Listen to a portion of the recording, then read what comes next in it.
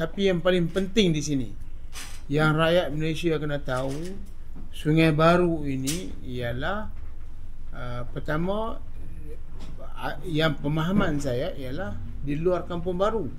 Tapi sekarang ini dimaklumkan bahawa Sungai Baru sebahagian daripada Kampung Baru. Kalau sebahagian daripada Kampung Baru, dia tak boleh buat pengailan tanah. Nombor satu.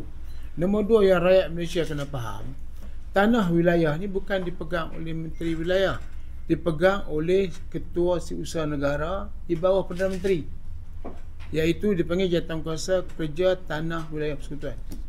Tapi kan dah terang banyak kali dah, tapi orang masih tak apa faham. Jadi tak tahu sama ada pandangan ini boleh orang terima atau tidak, bahawa tanah wilayah persekutuan terletak di bawah Jawatankuasa Kerja Tanah Wilayah Persekutuan yang dipengusikan oleh Ketua Setiausaha Negara, dan Ketua Setiausaha Negara terletak duduk di bawah Perdana Menteri.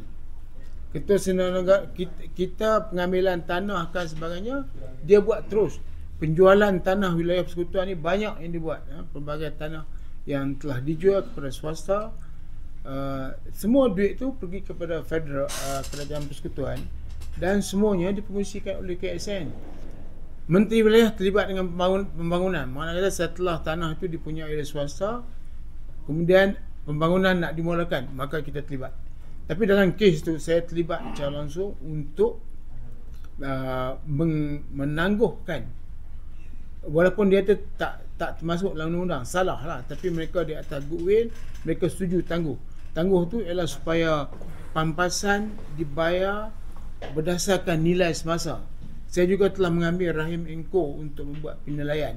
Takat itulah, lepas tu saya pun dah tak jadi Menteri Wilayah lagi. Jadi takat mulut nak berkata-kata, saya pun cukuplah terang banyak itu, sebab yang lain tu telah pergi ke mahkamah, biar mahkamah putuskan. Saya cuma terang bahawa tanah wilayah persekutuan ni duduk di bawah Jawatankuasa Kerja Tanah Wilayah Persekutuan yang dipengusikan oleh KSN.